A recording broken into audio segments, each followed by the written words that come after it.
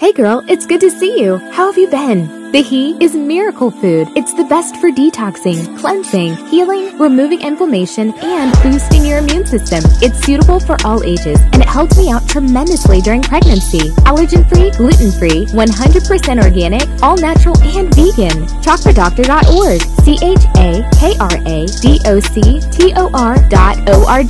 ChakraDoctor.org. 818-429-1675.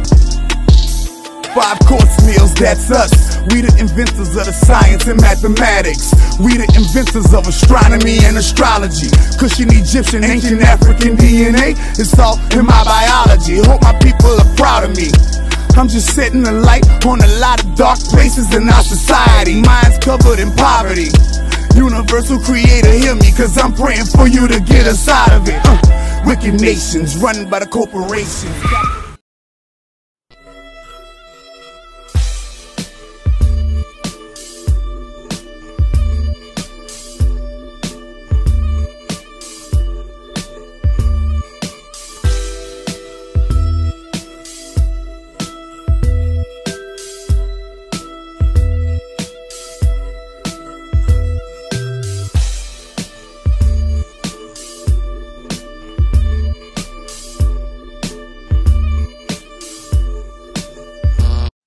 No further ado, man.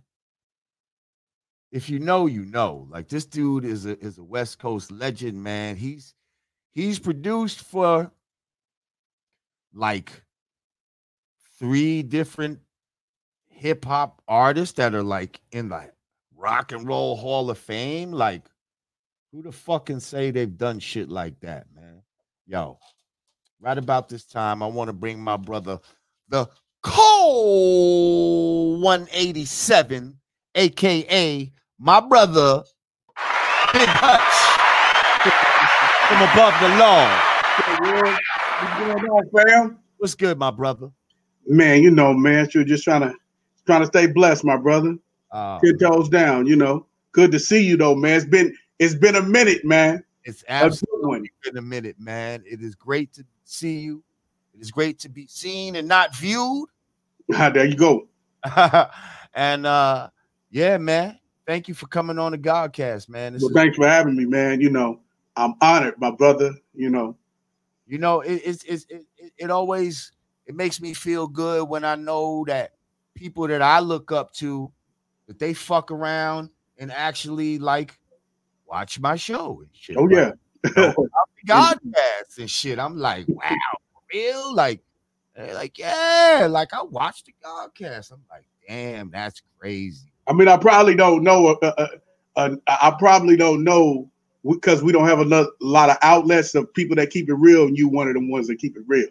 So I appreciate. You know, when I'm working out, I catch up on what I miss.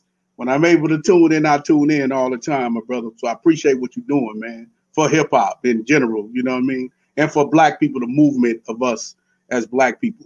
You know. Thank you, my brother. Now I just heard you say when you're working out. Yeah.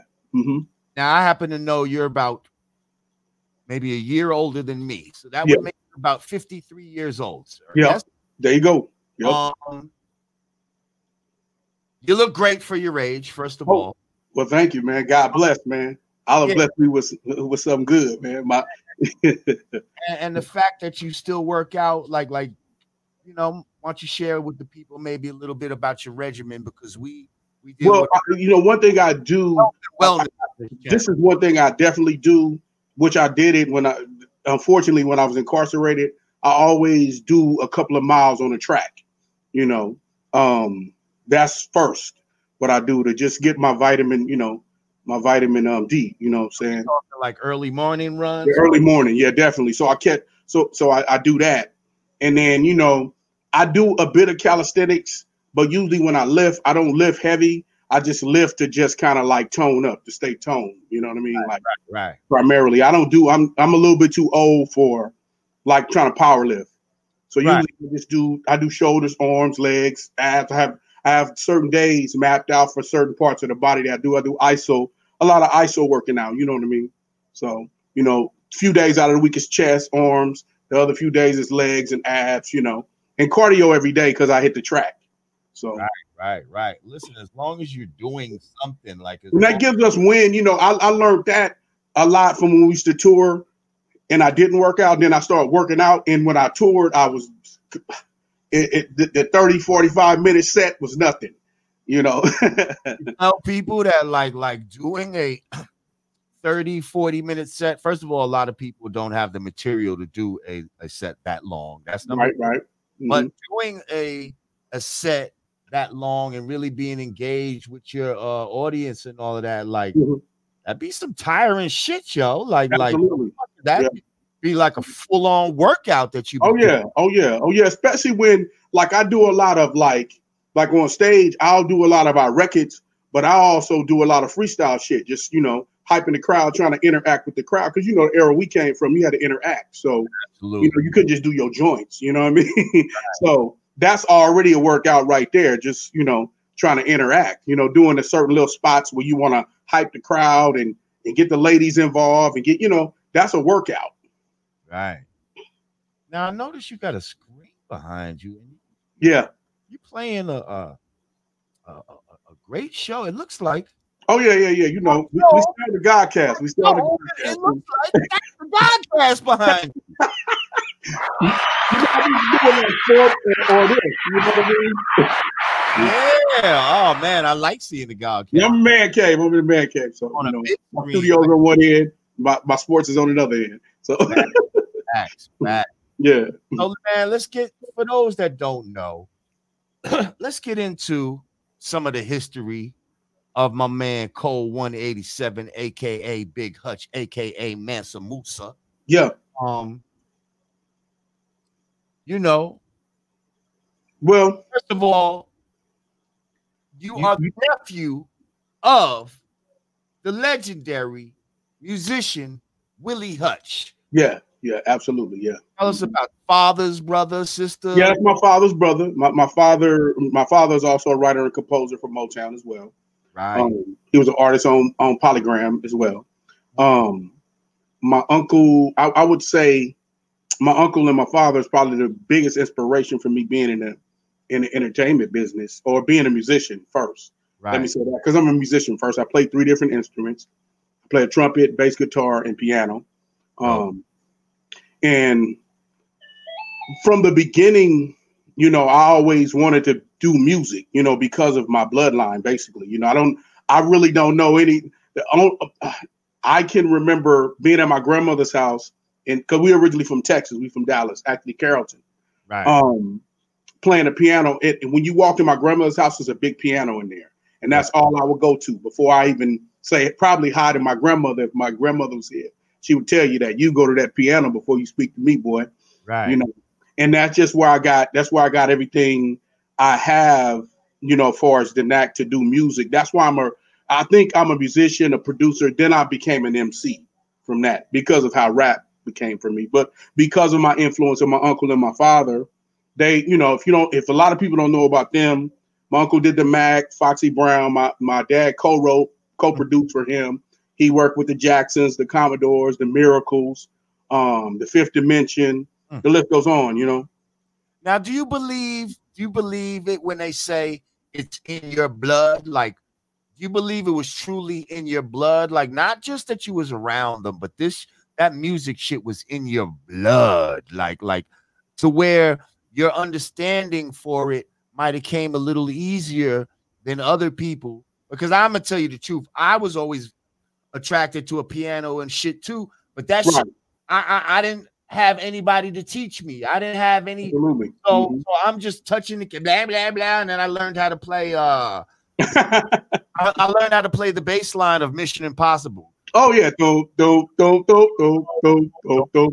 And I thought I knew how to play the fucking piano. Well, yeah, I think because I have a lot of other relatives, right, that aren't into music.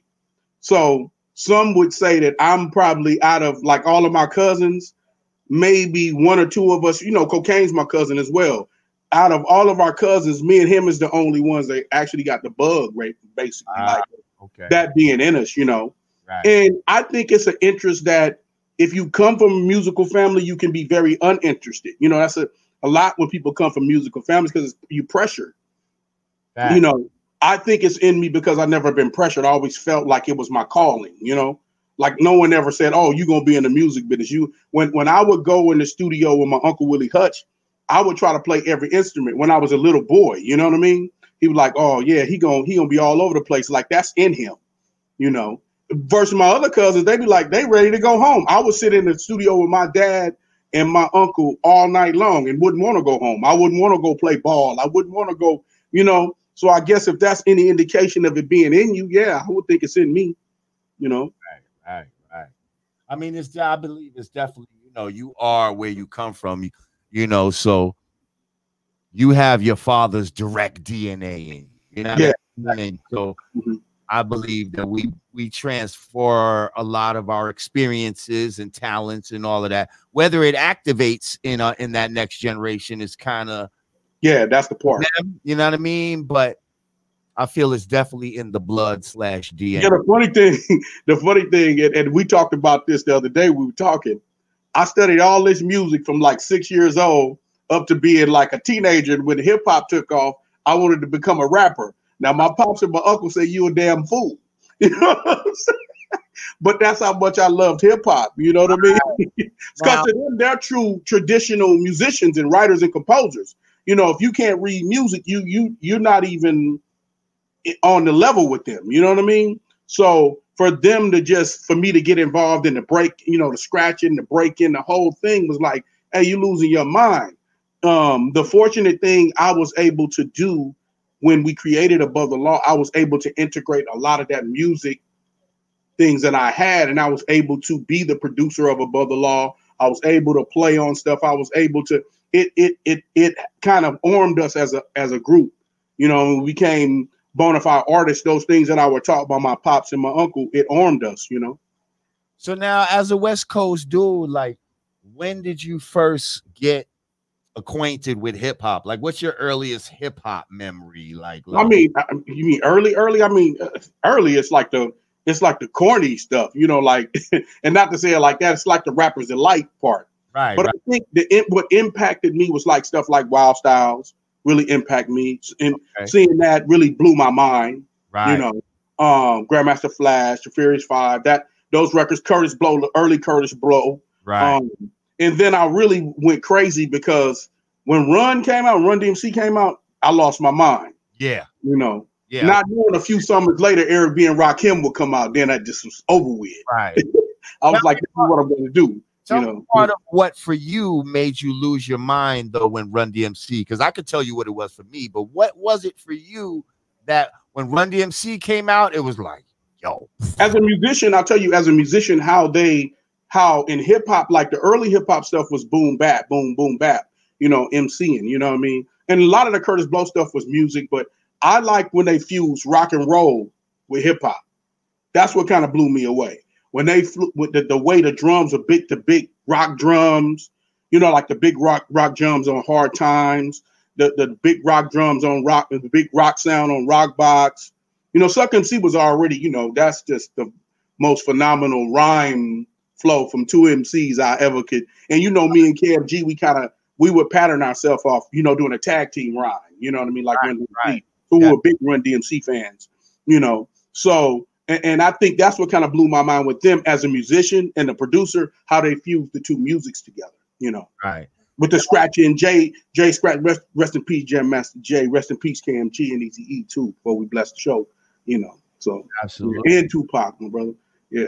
Mm-hmm. Actually, I'm gonna be honest, I didn't even know KMG passed away. Really? Yeah, I know. Yeah. KMG was the low key OG, man. That's my brother though, man. Well, that, you know, it's crazy because when we were younger, we were a DJ crew. Like we were D-boys that would throw parties, big parties, you know, this hood, that hood, you know, and everybody knows us from getting money where we come from in Pomona, you know what I'm saying? By way of, you know, connecting with cats from South Central and moving our thing, you know, in the 80s. And he was a DJ, but he had such a phenomenal voice. Yes. Me and DJ K-Oss was like, you got to rap. We just gonna stay. So we stayed on about a year and some change. And he became KMG the illustrator. And that made the lock on the crew, you know. So when we started making records, I mean, you know, but we all come from, I was more of an MC and DJ K-Oss. Go-Mac and KMG were DJs. Right. And we kind of, as we started writing and laying out the whole script for Above the Law, we loved his voice so much. And then he just, he's just a phenomenal thinker too. That guy's brain is ridiculous. How we did murder rap. Funny thing, we wrote murder rap. We was in high school, fresh out of ditching school or something. And we went and we cut murder rap while we was in high school. But I was a big like not storytelling, but like we wanted him to do something like where I'm the person that gives the news and he breaks it down like a commentator.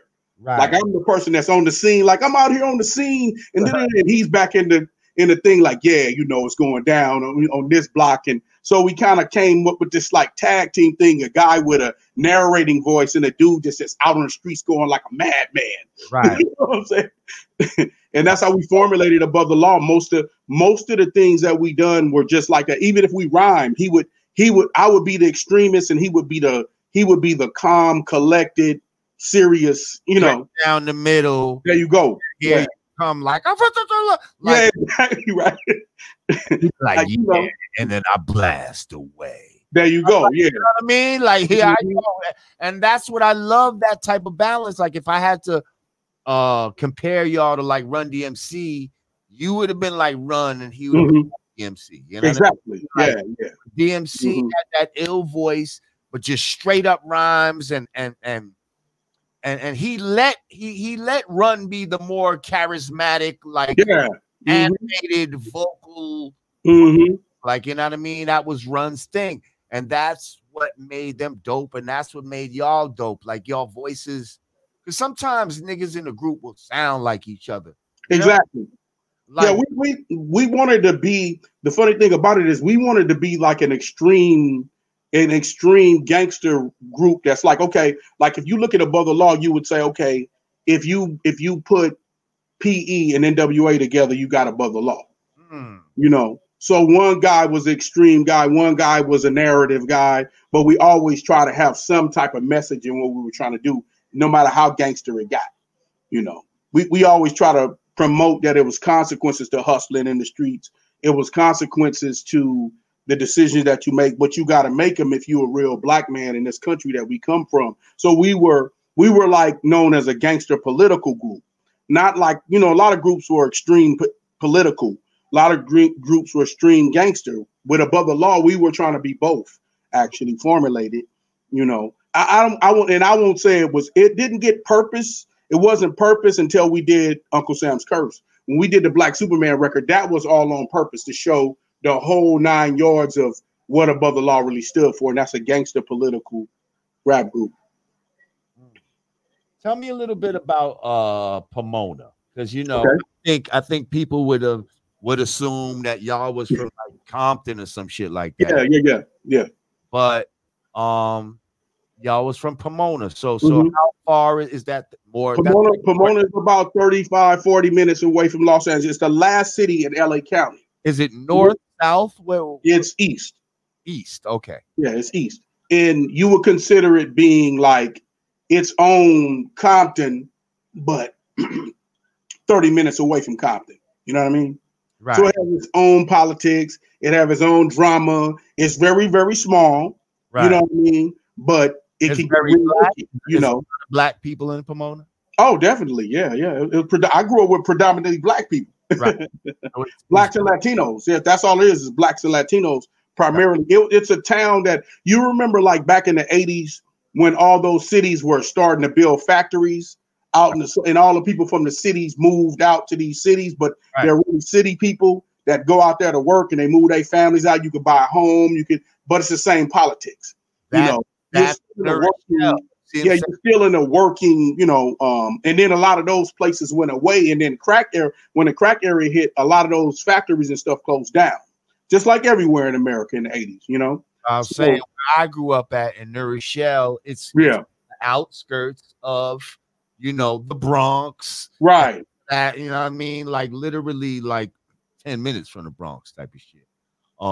Yeah, exactly. It's like that. It's like a small. If you look at Compton, it's like a smaller version of Compton in South Central, but it's the same politics. Like far as the same drama, the same gang element, the same drugs, the same ghettos, the same, you know what I mean? It's just smaller niche, you know? Right. So you coming up in Pomona, it's smaller, and you know, you coming from this musical family with a you know, your father made music, your uncle and all that, but you still was a street nigga. Tell me about that. Like how, because when you feeling yourself, we come from a time frame. If you feeling yourself, get the hell out the house. You know what I'm saying? So okay. Yeah, so I was feeling myself at like 15 years old. You know what I mean? My whole thing was get money. You know what I mean? I'm not from the time frame where parents carried you on and kept the titty in the mouth, you know, all that time. So it's like, hey, you either gonna get a job, get out, do what you're gonna do. Oh, you want to run the streets with your partners? You want to do this? You want to do that? I chose to run the streets with my partners. You know, the fortunate thing for me, it happened to be my crew from above the law that I was running the streets with. You know. Right. So it was, you know, we started hustling at a young age, 16, 17 years old, just hustling, just trying to find our way. And I said, what's the first thing you hustling? Weed or you straight to the crack? No, when I first started hustling, I was hustling crack. The safe hustle always was weed, though. So when I wanted to do a cool hustle, I hustle weed, you know. Because when I first started hustling, the quickest way to get money, like I tried to work, you know what I'm saying, Jamar, I tried to work, you know what I mean? I tried to work, you know, like, oh, I'm going to do this, I'm going to do that. But then I seen all my partners pulling up in fresh cars at 17 and big truck jewelry and fresh J's, you know what I'm saying? The fresh fly, Lecoq sport tees, the eyes out. I want some of that. I wanted some of that. So a couple of cats, older cats, hooked me and my partners at the same time, you know, with some work, and then we started grooving from there. You know, we wanted to cool off. Like we had weed spots, you know, we had dope spots. You know, we had a decent crew that where we control like two parts of our cities. You know, one was like a dope spot, one was like a weed spot. You know, so. Depending on how you want, you know, when crack came, crack scared the hell out of me because I ain't never made so much money so quick. You know what I mean? that was ridiculous, man. That hustle, that ain't for nobody. When you got pregnant women coming up there wanting to buy crack, and you know what I mean, you grow a conscience and shit, like, you know what I mean? It's like that shit scared the shit out of me. You know what I mean? So I'll never be a person that advocates, you know, how the 80s was, like how people make 80s so vainglorious and so fly and so this. Yeah, the side that I was on in the mid late 80s, that crack game, when that crack game came, it was crazy, you know. And I did it. I hustled hard as I could in the 80s, you know, for a long time. So how did the violence elevate pre-crack to post-crack?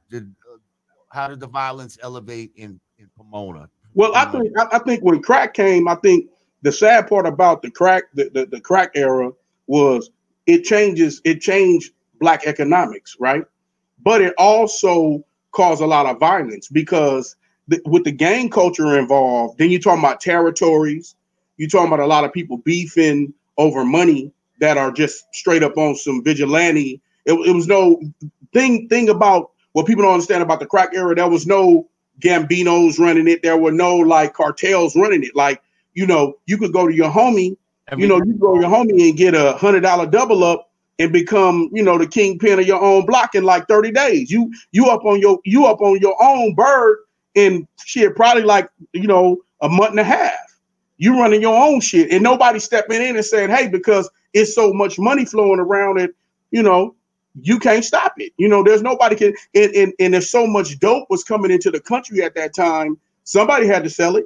So they was passing it off to the little homies like it wasn't nothing, and it wasn't even regulated. You know what I mean? It wasn't regulated by a mob or, you know what I mean? It never was regulated. That's the only thing I think that came in the history of street hustling that wasn't regulated by a big, you know, conglomerate, you know, organized crime. You know, it was so many crews that were organized. You know, you had, at that time, you had the Freeway Boys, which is Freeway Rick. You had, you know, Whitey Enterprise. You had all these other different little dope crews coming up on their own right because they was plugged in, you know, with whoever they big homie was getting so much work, he was just practically just hitting every block and passing it out to everybody, you know. And we had the South Central connection, so we were always good. We always had the best work. We always had, you know, we always was popular. So if whatever we was doing, we was circulating, you know, practically, you know, as a young crew, we was circulating in our city pretty heavy, you know what I'm saying, in our area, you know. I always, you know, when I was young, I always used to be like, yo, how does a motherfucker find that first connect? Like that used to be like really hard. Yeah. Damn, I wanna, you know what I mean? But nigga, I would do it, but I don't even know a nigga. Like, you know what I mean? Like, yeah, it's funny because if you hustle with the right group of cats, you're gonna be connected anyway. You know what I'm saying? It's just gonna be too much work around. It was just too much. Like, I think after like a year after I hustled, we were so plugged in that we had multiple connects. You know what I mean? There was nothing. I mean, you know, we could get a local, we could travel an hour away and get it. It was crazy, man. The 80s, people don't know that the crack era changed a lot of people's financial situation. You know, like just reflecting on it. And if you remember in '86 when they did the big law, a lot of the OGs got locked up. So a lot of the young cats was really coming up between 86 and 89. That's when that whole new wave of a bunch of young hustlers came up. Right. You know, unlike in the beginning between 84, you say between 84 and 86, that's when a lot of the OGs had the reign. You know, then when they started tearing motherfuckers off with Buck Rogers dates, then the young homies had to take the sack and run with it. You know what I mean? Yep. And a lot of us didn't have cases yet. So it was easy for us to become the man and, you know, hide behind the scenes. And they didn't really know because then it became vigilante world. And that's when, to me, when us as youngsters, we took over in the 80s, that's when a lot of the, you know, the killing went on. A lot of the crazy shit went on. Because since it was almost like every man for himself, because like I said, at one point you had to like kind of have a plug, but then at one point, like in New York, you don't need a plug. All you got to do you drive up to Washington Heights and niggas gonna run up to your car like, yo, I got it, papa. Like, you know what I mean? Like, yeah. And you could have got you were getting middle guys with so much work that you thought you was getting middle guys, the middlemen that were kingpins. Right, but here's what this leads to. So now you got dudes who are just freestyling. Mm-hmm. They came up on their own. They started to get big money. They're not really protected like that. No. Now the Wolves is looking at. That's when all the robbing. Remember, Jamar, when all the robbing was going on. Remember when cats was robbing D-boys and robbing D-boy. Look, Rich Porter and all those type of dudes. Yeah, that's what trips me out about how it was so much money that cats would. Man, let me tell you something, Jamar. I know Squares was make millionaires, man. Yes, dudes that you wouldn't even ever think would be involved in that dark side. You know. You know what I mean? So I won't say I've seen it all, but I've seen enough to retire. You know, I've seen enough to retire. You know, I've seen enough to know that when we created Above the Law, that was our escape. You know, to get out of the game. You know, unfortunately, it didn't come as quick as I wanted it to come. Because here's the crazy thing about that. And when NWA ended up going on the Straight Outta Compton tour, right? We were still hustling. We was a prospect to be signed to Ruthless Records, but nobody had came with the work or the money. Right. So Laylaw and Eazy-E and Dr. Dre called me and the crew and was like, y'all need to stop selling dope. And we was like, well, shoot, we making a lot of money every day. If you could match what we making every day and you could show us that you actually gonna sign us, then maybe we'll stop. They invited us out on the tour, and then we seen what was happening. 6 months later, we were signed to Ruthless Records, and we were developing, you know, living like, you know, actually recutting Living Like Hustlers, because we cut Living Like Hustlers demo ourselves with our dope money. So, wow, yeah, wow. So I was gonna ask, how did that whole connection? How did that start? How did you even get introduced to Easy, Ruthless, that whole? Yeah, one of my cat Won't, it's like a brother to me. He actually like introduced me to the game. You know, we was like 16, 17 years old. he was good friends with Gomac, which ends up being Laylaw brother. With Gomac was our DJ, which ended up being Laylaw brother. We used to hustle together. And at the time, they were developing Ruthless Records. And Law would just keep his ear to us like, okay, y'all hustling, but y'all getting serious about the music. But when y'all really get serious with the music, holla at me. So we put enough records together. We put Murder Rap, Untouchables. I would say 65% of the records on Living Like Hustle, we put them together in a demo. At the time, they was about to go on the Straight Outta Compton tour. We shot it to them. We waited. They digged it. Okay, we met with Dre and Easy, and they fell in love with it. They went back out again, and we were still wilding. And then finally we got that call, and shit, the rest is history right there. You know, it's funny because just mutual friends, you know what I mean? And I would say we got connected. If I wouldn't have been a street hustler, I wouldn't have got connected to Eazy-E, you know? Right. I can truly say that. I can truly say that part. That's the silver lining of hustling in the streets for me and my crew, you know, because the connection comes from us hustling with cats in the streets, you know. Gomac was going around them playing our records, our street records, our little mixtapes that we had out that we was moving around the neighborhood and shit. Right. And then it got to his brother, and he turned Laylaw, ended up giving the demo to Eric and Dre. And the rest is history, bro. So y'all was already above the law? Did you already have your name? Yeah, we was already above the law. Yeah. When did you get your name, Code 187 on? Oh, well, I got that from, remember I told you we used to DJ, right? Well, when we go parties and shit, you know, cats, I would be MCing and cats would want to battle all the time, right? And usually I'll say, like they'll say regular rap shit. I'll say some shit with some crazy metaphors and shit, but it'd be street shit. It'd be about hustling and shit. It'd be about taking you out. Like like my verse in Murder Rap. It'd be like some shit like that. Like I'll slice you, boom, I'll blow you away, that kind of thing. But it'd be just such an ill rhyme pattern. They'd be like, okay, dude can rap too. So we was coming up with some names for the crew, you know. And at that time, we was called Hustles Beyond Control, like a dope clique. Like everybody had their little dope crew. You remember? Hustles Beyond Control? Yeah. Because we were a dope dealing crew. HBC? Yeah, HBC, yeah. Okay. So we would go around doing that. So when we decided to become above the law and just say drop all that, because we were two different crews. You know what I mean? We would be HBC, but we'd be like, okay, what we gonna do? Our whole crew can't make a record. You know, everybody we hustle with, because it's like 20 niggas we hustling with. Everybody can't make a record. You know what I mean? And it wasn't like, you know, we want to do like a Wu-Tang thing or something. That wasn't even heard of. It had to be a locker idea. You know what I mean? So we came with Above the Law, and then we wanted to have like street names, you know, far as like hustling street names or whatever, right? At the time, I was just Big Hutch at the time. I figure you was just Big Hutch. At the time, I was just Big Hutch. Right. But my boy was like, no, you need like a killer name. And my boy DJ K-Oss, he was like, you need a killer name. I said, like, what you mean? Like, when you be battling niggas, you be killing them like a murderer. I said, you mean like, and so I said, you mean like, what if I use like 187? And then he was like, yeah, 187, the penal code for murder. I said, but let's put code 187 on it.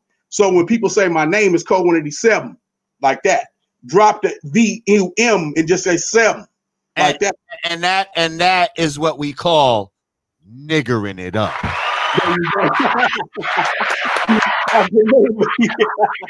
Hey, that's what black people do. Like, we nigger some shit up, and that's what makes it dope. Yeah, and so we all end up getting like dope dealer names like KMG, which is cats used to have initials in the streets. Oh yeah, KMG got the work over there, which was his name, Kevin Michael Gully. You know what I mean? And then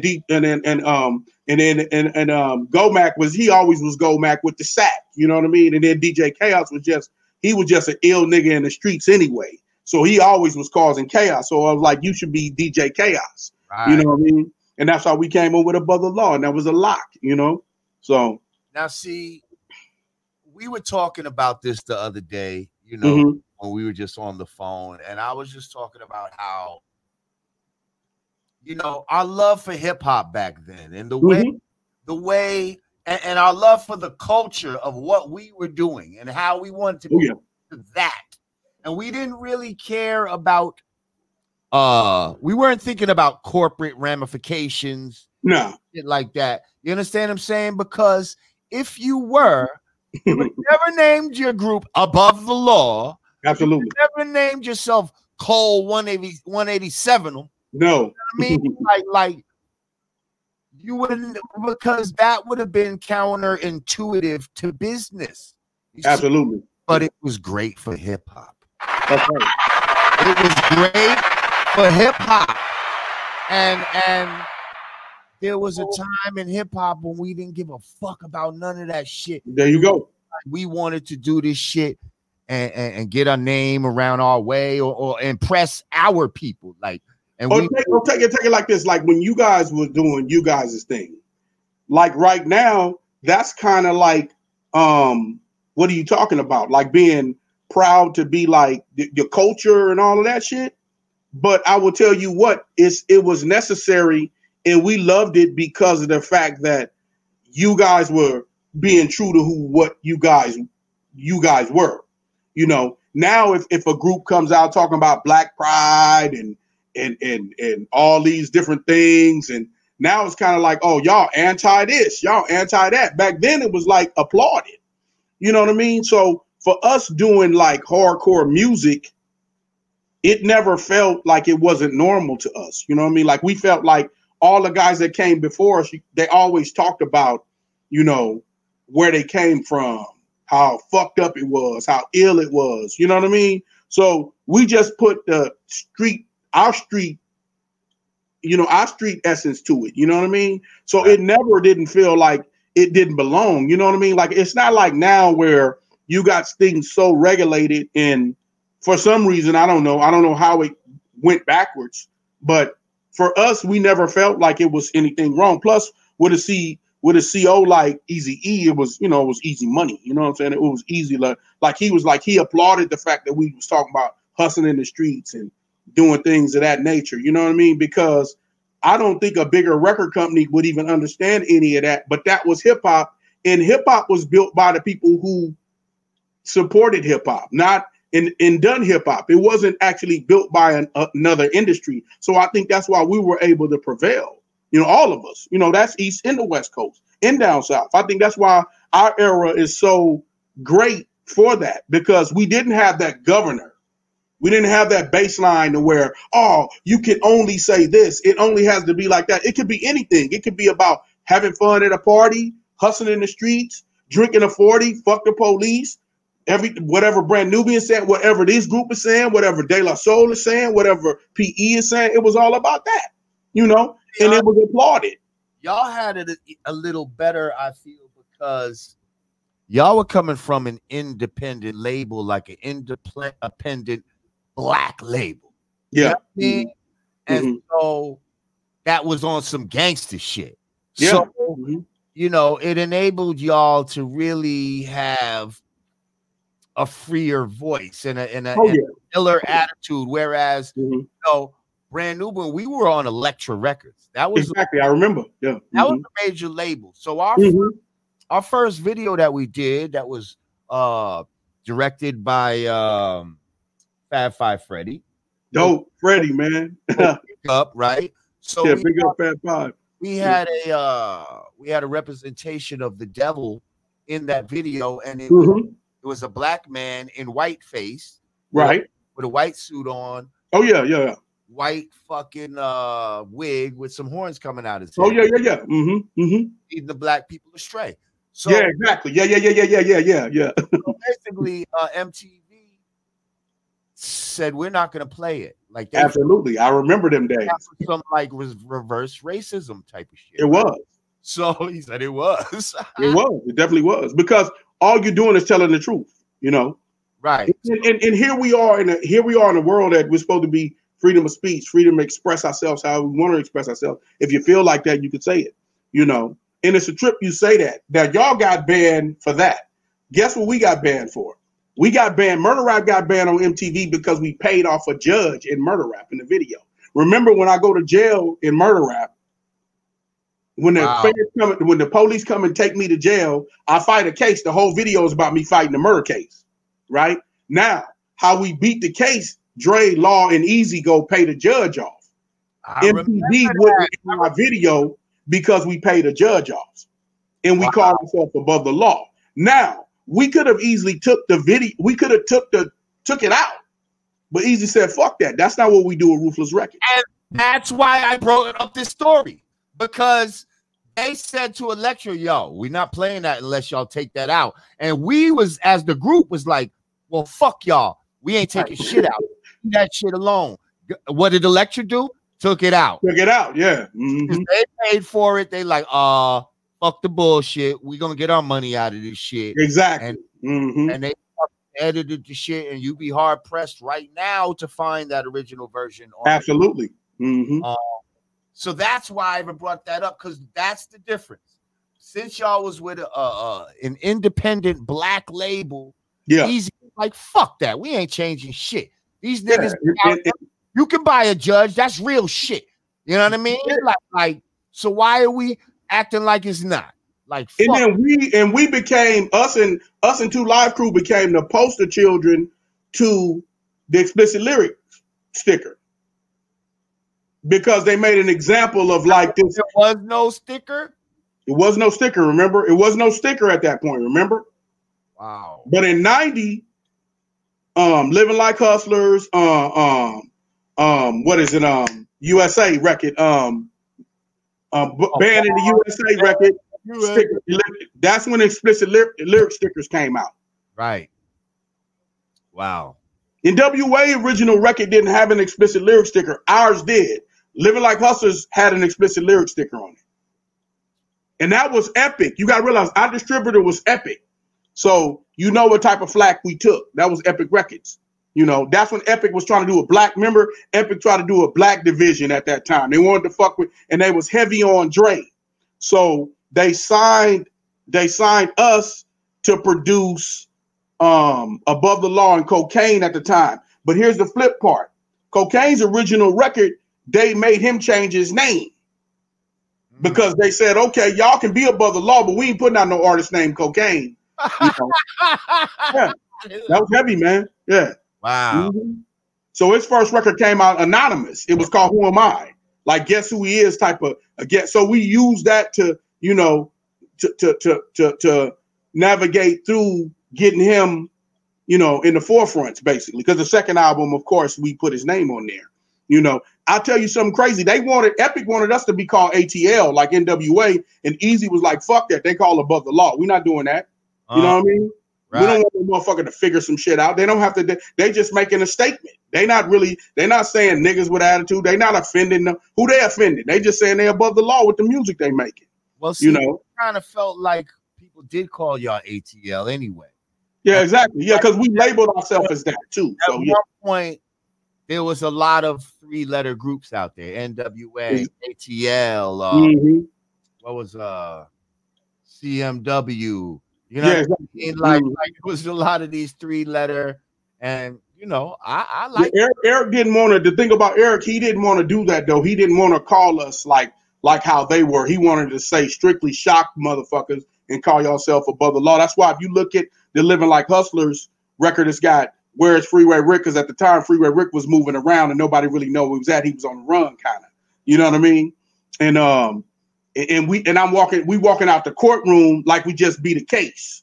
So all that was symbolizing like being above the system, basically, you know, and they didn't like it. A lot of media didn't like that at the time, you know, but Norby Walters and people like that was behind us. Norby Walters. Yeah, they pushed us right through though. We was on Good Morning America, all kinds of shit, being above the law. You know what I mean? So it was an incredible, like bringing forth what you were saying. We never were regulated with what we did for us because of our CO was so dope and so real with it. You know, Eric was a person that's like, okay, we gonna make it make sense beyond these motherfuckers. You know what I'm saying? We gonna leave. If they not gonna play y'all, they finna have a conversation with y'all. You know what I'm saying? If they ain't gonna play, and that's what Norby did. He was like, okay, if they're not gonna play their music, we gonna have a conversation with America while they not playing their music. You know. Tell me about working with the legendary Eazy-E in those early days. You know, tell me about working with NWA and Dr. Dre and just being in that whole mix. Well, the good thing about the early days, you know, we were really, really young, and we caught fire at a young age. You know, the good thing about Eazy-E was always that Eazy-E was like kind of he was the artist CEO, like he was pro artist. You know, he didn't never A&R people. He didn't never say like what you were doing was out of pocket. You know, he felt like the truest expression that you could have as an artist would be coming from what come from inside of yourself. You know, the greatest thing I think about him is that he was smart enough to say, I want people around me like the Ice Cubes, the Rens, the Dr. Dre's, the Yellas, the Hutches, people like that were musically tuned in, to where he wasn't like this guy that I know everything because I got the money. He never was like that. He was like, okay, my team is based upon guys who are really skillful and have talent, but we want to talk about what the fuck we want to talk about. So he kind of applauded that. He wasn't, a lot of people think, you know, like from the movie, I would say like he's the way they portrayed him in the early days is the best, that he never wanted to be an artist. One, he always wanted to be the businessman. Right. When he became the artist, he never made a person that was an artist feel beneath him. He always respected the fact that we were the artists. Like, you know, we were the more skillful guys. We were the more talented guys, but he was the draw. So we understood that too at a young age. You know, when you young, it's a lot of egos go around. Plus you're talking about street dudes, you know what I'm saying? So at the end of the day, everybody, you know, it's a lot of testosterone in there. You know what I'm saying, bro? You know, so for us to humble and be like, okay, Eric isn't the most talented. He's not the most creative, but he's the draw. So let's back his play, you know? So because he's going to back your play, he never said, okay, what his word was is funny. I will tell you something. The first few times I had meetings with him, we had this big meeting at the DLC's video, one of DLC's videos, and we was all in the room talking. He said, "Yeah," he said, "You know, we gonna be superstars. We gonna be this. We gonna be that." He said, "I got NWA, Eazy-E, Above the Law, DLC, and NWA and Above the Law. That's like the Rolling Stones and the Beatles on one label. We're gonna take over the world." You know what I'm saying? Really, we was just trying to do something legitimate. But look at how his mind was at a young age. Mind you, Eazy wasn't over, I think at that point, he may have been 25, 26 to have a mindset like that. That's crazy. You know, in those early days to have a mindset like he has as a visionary, that really wasn't a guy that was really musically inclined, you know, but he had a vision of, oh, when I hear y'all, I'll look at it like this. When I do this, he wasn't like, keep doing, he would be like, keep doing what you're doing. I'm going to back your play. He always was a brother like that, though, Jamar. You know what I'm saying? And that's why I loved him, and I rode with him for the whole ride, you know? Now, I know for a fact that man sharpens man, steel sharpens steel, each one teach one. So what do you think you may have learned from Dre, and what do you think Dre may have learned from you? Well, I think one thing, and me and Dre still work together, so I think the best thing that I learned from Dre is how to make a professional record. Me being a musician and being a writer first and a composer, to compose music is one thing, but when you come to making records on a professional level, that's a different level. You know what I mean? So for me, when I got in the studio and working with him, I was at a dope demo stage, you know, making dope records at a demo stage. When I got with him, he showed me how to put everything in perspective. As a grown, you know, I was like 19 years old studying under Dre. The good thing about what he learned from me. Huh? I'm sorry. Are we talking like sonically? Like, yeah, just demos, but they be dirty as fuck. Did he teach you how to? Absolutely. That's the thing, how to put everything in perspective. Because, like, okay, when we did Living Like Hustlers, I had like 65-70% of it done, right? Me and him re-recorded the whole album. We re-recorded the whole album. I got my crates. I got all my stuff. We rescheduled everything. He showed me how to put everything in perspective, how to EQ everything. all of that, right? How to EQ shit the right way, how to put shit all in perspective, you know, how to make sure, take this and tone this down. Don't make your scratching so heavy. Bring that down. Bring this, put the strings over here, put this right here. Put, you know what I'm saying? Oh, EQ the strings like this, EQ the claps like this. You know what I mean? He taught me all of that shit. Because I hadn't made a record at the time. I just put, you know, like when you young, you just put a bunch of shit on tape. You know what I mean? It's like, okay, I hear the song, I hear this. Okay, now we finna put everything in perspective. And that's what I learned from him. The thing that he learned from me is how to free form. Like, just don't be in a box. There's really no formula to it. No rules. You know what I mean? Because I was a young producer that was like really aggressive, Jamar. I was like, with what I was sonically doing on Living Like Hustlers was really aggressive. You know what I mean? Like thinking. You know, it wasn't like I slowed shit down. I would, you know what I'm saying? I would spin shit backwards. You know, shit that would go. I would make a trumpet line, a bass part. You know, I would flip a lot of shit. You know, my theory was like crazy as a young, you know, still is, but you know, that kind of like how I got my ID. You know, as far as how I would flip shit around, like different things that you wouldn't think would work at that time, I was working them, you know? And I think that's what he learned from me, you know what I'm saying? As far as just how to free form, like everything doesn't have to be so technically correct, but he knows how to put it in a technical sense, you know? Facts. So I would run drums. I would run straight drums with backwards drums at the same time. No one was doing that. It's like saying, taking Paul Revere and putting, you know, like in murder rap, I would put the KRS-One snares, the philosophy snare, roll them in, and then have a backwards funky drum against it. You know what I'm saying? Stuff like that. Stuff that people wasn't doing because they was just straight boom, boom, bap, bap, bap, boom, boom, bap. You know what I'm saying? I used to hear shit like that. I used to love, you know, because as I'm a producer as well, so as a producer, I'm listening, and when people used to do shit, when you used to do shit like that, the backwards drums with the front, I'm like, yo, yeah, fuckers is like, and that's just theory, Jamar. You know, all that's just theory.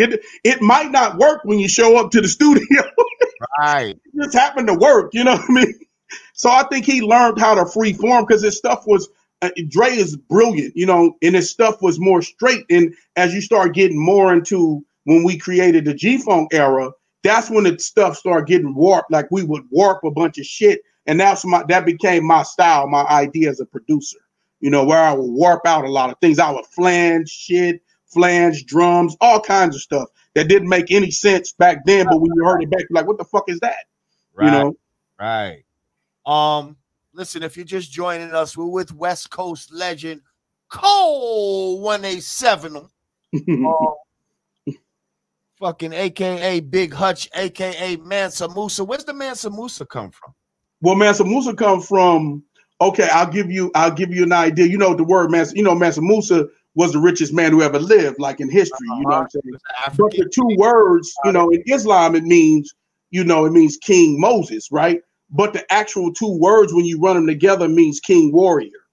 So what I end up doing is I flip my name as I come up under a new monarchy and grew as an individual, you know, with my spirituality, my focus. I wanted to be all of 187, but I wanted to be the king of that. 187 was the warrior. So I always keep the warrior in me. Mansa is the king. So I put king warrior together, and now you have me. And you know, the evolution of Code 187 becomes Mansa Musa. You know. So, that's I'm glad our people here. Yeah, and I think now what I wanted to do with like just branding myself beyond what I've done with Above the Law, I wanted to give people a sense of pride of like, when they see me, that they proud of what I've evolved into. You know what I mean?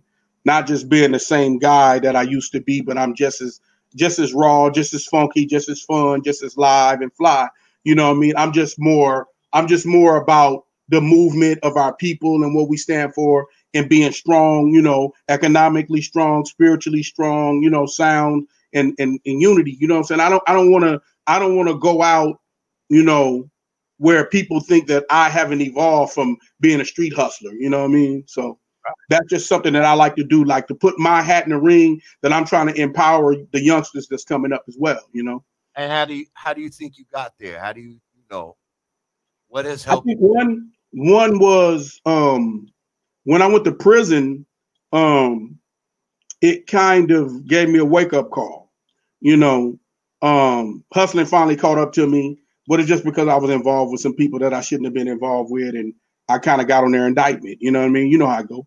And it was over some money and whatever, you know what I'm saying? And I'm used to that element. So when I went to prison, what I always wanted to do is I wanted to say, like, how do I position myself growing as an individual? You know, and I saw myself making in prison, not because I was a street dude, because I was one with the creator, basically. You know what I mean? Like, that's what brought me through. So I thought when I came home, I said, I'm going to develop myself and get more grounded like I was when I was in prison, take care of my body, eat right, work out, you know, be about like the future. I have kids, you know, I have grandkids now. So I don't want them to think that I haven't grown since I was 16, 17 years old, right. You know, and that means a lot to me, you know, to give that example to the youngsters out there. So that's what turned my life around, really, when I just reflected on what I used to be, and what I got out of street hustling was prison. I didn't get out of street hustling. I got big cars, I got money, I got broads, I got, you know, so I got all that, but I also got prison, you know. So for me, it gives me an opportunity for me to tell my story, not based upon people still looking at me as being Code 187, the MC, the ex-drug dealer, you know. So then what you say, to sum it up, you'd say you've become a black Superman. There you go. Yeah. I like the way you roped it into that. Let's talk about one of my favorite fucking songs that Above the Law ever fucking made, man. Oh my goodness. Black Superman, from the first time I heard it. I told you, I just heard it the other day on Rock Bells. And that's right. Just gotta turn that motherfucker up. Hey, funny. Hey, y'all love that record in New York, huh? They love that. Because it tripped me out, because, you know, when Biggie did a street tape to Black Superman, I was like, they must be feeling. I was talking to my crowd, I was like, they must be feeling it in New York or something. I'm like, yo. Just the wet Black Superman, like Black Superman. Wow. And so you playing keys on that and all that? Oh yeah. I do. Me and my man Jimmy Russell, we do the vocoder on it. I played all the strings, everything on that record. There's me, DJ K-Oss, did that record together. Me, him, and Jimmy Russell did the vocoder. And this is the vocoder, like with the tube in your mouth. The talk box, yeah. Mm-hmm. Wow. And who was doing that? You? Yeah. I did partial. I did the partial talk box, and then Jimmy Russell did the over the top shit. Yeah. Mm-hmm. We did together. Yeah. We did the tube with the tube, but we didn't do the original. I've done records with the talk box, but we done it with both. We did it with the box, and we did it with the vocoder. Remember, they came out with the module, but you still had to use the tube. Yes. Yeah, so we did it with both. You know, because you could tune the module. The box, you can only do the bass is really good, and you got to damn near be Roger to do it. And the box that we used was the vocoder box that they made, where you can tune it and then sing through it. Yeah. See, early auto tune. It was like pre-auto tune, but it sounds exactly like but auto tune is singing into the mic. We have to sing into the mic in the tube and make the sound out your mouth, even with the vocoder module, because they made a module too. They made the box in the module. We used them both. I had come across the box, not the module. But the box is really, really hard to use. Really, really hard to use. So I couldn't do it. But I had a guy, man. This guy was like a fucking the box is hard. Like I was so because the first half we did on Black Superman, we used the box. But the low, everybody know, like the top stuff is the Black Superman. That's the module.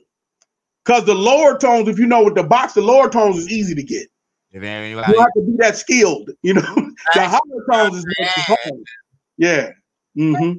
Wow, yo, man. Yeah. I just love that fucking song. And man. I trapped it out. You know, I trapped that record. You know, I trapped that record and tried to make it like a movie. Basically, like people say now, a movie. We try to make Black Superman like a movie, like sonically. I try to make it feel like a movie. You know, that's why it opens up so big. 94 Revolution, boom, like the intro of a movie. You know what I mean? Then it drops. You know what I mean? Yeah, and it's explosive, man. That's one. You know, the funny thing, I'll give you a story about Black Superman. You know, Black Superman wasn't going to be the single on the album, right? So we cut Uncle Sam's Curse album. We isolated ourselves. We didn't never let anybody hear Uncle Sam's Curse album because we told the label we wanted to do a political gangster record. They was like, well, you know, and like I told you earlier, we wanted to do a record like PE meets NWA, then you get Above the Law, Uncle Sam's Curse. So when we cut the record, we cut the whole record, and we bought Easy in to hear the record, and we played all the records, right? Black Superman was the last record we cut. Here's the funny thing. That's why you never know about records. Black Superman was the last record we cut. I had just mixed it the night before. So I played the whole album, and I said, yeah, I just finished this one record called Black Superman. He said, like, Black Superman. And, you know, he like chuckled. So we in there blowing. We in there smoking big weed, you know, because it's a listening session. You know what I mean? So I played Black Superman, and the strings come in, and it goes down low, and it ends it. And then he hit the joint. He said, hey, dog, that's y'all single. I said, what? He said, yeah, that's the single. I said, man, we talking about drug dealing and hustling for the family and motherfuckers on motherfucking PCP on the record. It's the craziest record we ever heard. I mean, there's tons and tons of records on Uncle Sam's Curse that we would have picked. And he said, no, I'm going to explain something to you right now. This is the brilliant mind of Eazy-E. He said that one record explains what everyone's going to hear on Uncle Sam's Curse. He said, so that's going to be y'all single. Then he bootlegged the record himself. He white labeled it. Shouted to all the DJs like it was a ruthless leak, but he actually leaked the record. And that's how Black Superman took off. Wow. Wow. I won't say it's one of my best records that I produced. I won't say that because personally me, but it's one of the most records that I've produced that I'm most proud of, Jamar. You know what I'm saying? I'm most proud of that record because of what it said on the record and what it done. I didn't think it would do that good because before that, you got to remember we was coming off a G-Funk record, you know, the Black Mafia Life record, you know what I'm saying, which was a funky record. It was just all funky, you know, it's the blueprint. Black Mafia Life is the blueprint of the Chronic, basically, you know? So it was a really funky record. It was fun, a funky record. And when we did Uncle Sam's Curse, we thought it would just be a hardcore hip hop record. It done better than the records that we did smooth, like VSOP was a smooth record. That was a party record, you know what I mean? But Black Superman did way better than any record that we ever done. So I'm most proud of that. But the biggest, I'm going to tell you something. The craziest thing I'm going to tell you, if you talk about reverse racism, let me tell you a story about reverse racism. Now, I want everybody on your show to understand this. Black Superman had done all it can do in black radio. And I'm talking about incredible, like, you know, chart topping, top 10 record, all of that, right? Ruthless Records tried to take it to pop stations because it was so big. Like, we can't do nothing else in urban radio. Pop radio said that they couldn't play, they couldn't cross over Black Superman. Guess why? Because it was called Black Superman. Ain't no white people want to hear no song named Black Superman. Ain't that crazy? And let me tell you, when I go to skater stuff and snowboard stuff, that's their favorite record. Right. That's their favorite record. Like, I love Black Superman. I'm like, but you white as snow. You white as the snow out here in Aspen, dog. Like, what do you mean? Me and my homies, we snowboard to that shit. I'm like, what? And there ain't a black face in their crew, you know? So big ups, you know, the big ups to people who felt Black Superman, you know, on every level, man, because I couldn't believe it. I'll tell you what, but Eazy-E knew it. So what's your crown jewel? Like what's the thing that you produced that you feel the most proud of? Honestly, I think when I was vice president at Death Row, I was able to be an executive and produce and oversee Tupac's final record, like the record, his first record after he passed, which was all of his archive stuff that people never heard before. Now you hear everything, but that's the greatest moment that I had in my, as a producer.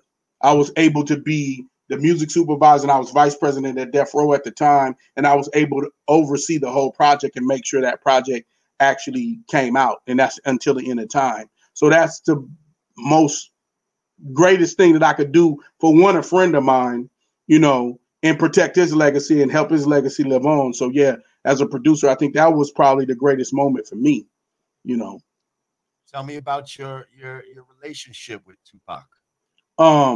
Well, I mean, Pac was a good friend of mine.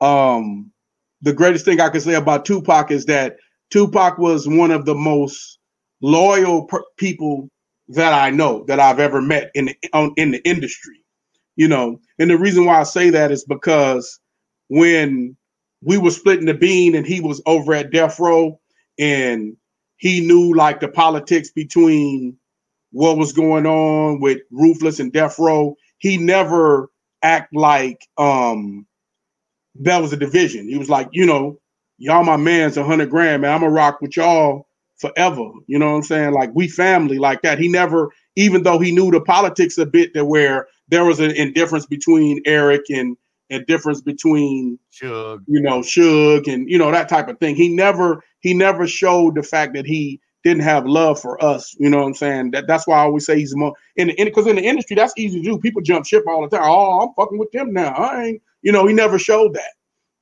And he was real, man. It's and I'm gonna put this. I'm gonna put this out there because we talking about it.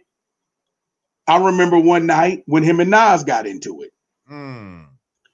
And story is, and Snoop told the story, we were at the MTV Awards and we were at the after party. Mind you, we outside in Central Park. I'm not sure where it was. I can't call it, but we outside. And at the time, we were kind of getting to the point where Death Row was kind of taking over everything, right? I'm at the time, I just left Ruthless. I'm in New York negotiating a deal with Tommy Boy and finishing up my deal. We all go to the awards. We go to the after party. I run into Suge. Me and Suge get to chopping it up. And at the buffet, we walked around to the buffet.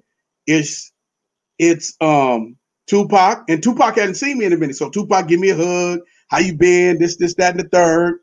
And so somebody say Nas in the house. At that time, they had the big, remember Death Row East? They had the Death Row East signs. Right. When they was trying to come to New York and do a Death Row East, right? So said Nas is in the building or whatever, right? So he drops his plate, shoots straight over to Nas, right? So at the time, Snoop falling in with his security. So we all mounting over there towards Nas. So we bail over there and he's like, what's up? And when I tell you he pushed the shit out of Nas's hand, when Nas reached out, he pushed, I respected Nas the hit him. He said, hey man, I ain't got no problems with you. You know what I mean? He said, I do. And Pac said, I do. I just did a record that's dissing you, that bitch ass nigga Biggie, that punk ass nigga Jay-Z, and them niggas Mobb Deep. Like that, straight up. He was like, well, I don't got no problems with you, Pac. And just kind of backed up off of it. And I'm like, damn. So when he tell the story, like they had this big conversation, it wasn't no conversation, Jamar. Pac wasn't having that. Pac was on a mission that night. Now, I don't know if he seen him later or some shit like that, but that didn't happen that night, homie. I was there. Right. And I remember one night, me and Snoop, when Snoop was at No Limit, we was talking about it. He was like, yo, man, was you tripping that night when Pac went crazy on Nas? I said, hell yeah, because we was in New York, and New York niggas don't be playing. I done stayed out there before. They don't play around. I didn't think he was gonna make it out of New York that night. I'm just being honest. I've been coming to New York since the 80s, so I'm cool. My grandmother used to live on 119th and Lenox. I know Harlem like a mother. I know New York now. I know Castle Flatbush, all that. Y'all fuck around. So I expected it to go down. I'm just being honest with Nas. I guess to Nas's defense, at the point that he was at, he was Nas. He was like, man, I ain't got no problems with you, man. That's a little too heavy for me. You know what I mean? And that was it. He left it at that. You know. they never pieced up or nothing like that. Not that I know of. And me and Pac was tight, bro. Right. You know, I know his heart. I know his flavor. I know how he get down. So crazy part went to shake Tupac's hand. He extended his hand. And he put the shit out of his hand, Jamar. He slapped the shit out of his hand. He just pushed it back. Like, I ain't trying to be cool with you. Like, I ain't trying to be cool with you. You know how niggas be like, nah, I ain't trying to be cool with you. Right. And then he stated his case, and that was it. You know, earlier that night, he was on a mission so hard, it's like you couldn't stop him. It was like, yo, this dude is crazy. And I was supposed to go to the fight with him and Chug because I hadn't seen him and hung out with him, and he wanted me to hang out with him and Tyson. So I was like, he was like, yeah, let's just hang out, man. We really never kicked it. I mean, we ain't kicked it since I've been over here doing this and running around like a crazy man, you know, because we used to kick it all the time. He's like, man, I shot by one of your spots, man. You wasn't there. I seen old boy Carter was out there and, you know, tried to hit the buzzer. And I guess y'all wasn't in the spot y'all usually be at. So he had been looking for me for months, you know. So when I seen him that night and then that happened, I was like, yo, yeah, I'm gonna fuck with you. But I end up getting caught up in New York, finishing my deal with Tommy Boy. So I gets back and then the shit went crazy in Vegas. So, and I never made it to Vegas. You know, fortunately I didn't make it, but you know, Pac then sat down at my mama's table and ate food. You know what I mean? Like that. That's how close we were. He been in Pomona, kicking out my mama's house, eating food, that kind of thing. Wow. That's how close we were. You know, we met Pac,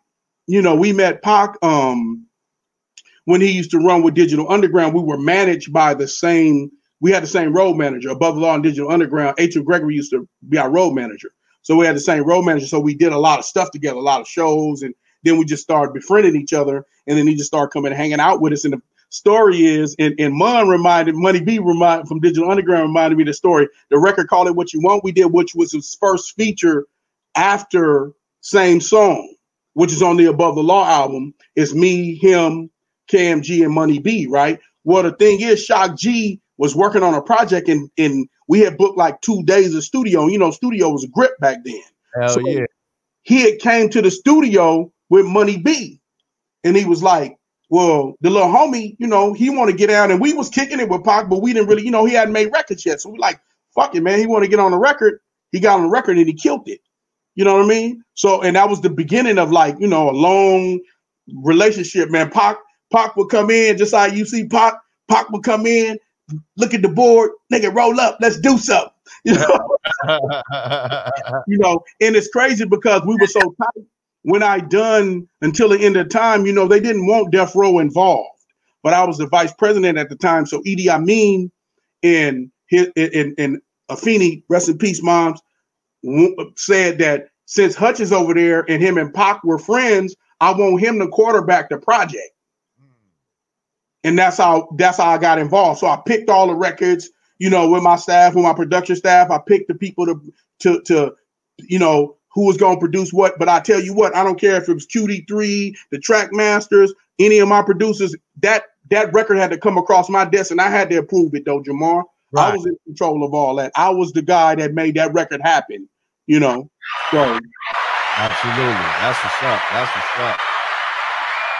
So my friend, I loved it, man. And you know, you guys got to realize Pac's heart and his soul and his drive and what he was doing. That's why he was one of the most prolific guys. And one thing I loved about him also, just to finish it off, he never considered himself as being like an iconic person. He just kind of stood for what people stood for. I guess that was like the Panther, you know, vibe in him. And he was militant on every level. I mean, Pac, when he got a car, he was like, if he stayed at, I remember he was going to look for a Mercedes and he went to Beverly Hills Mercedes at the time and nobody helped him.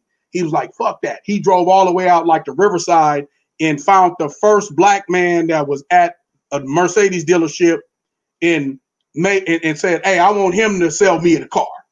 You know what I'm saying?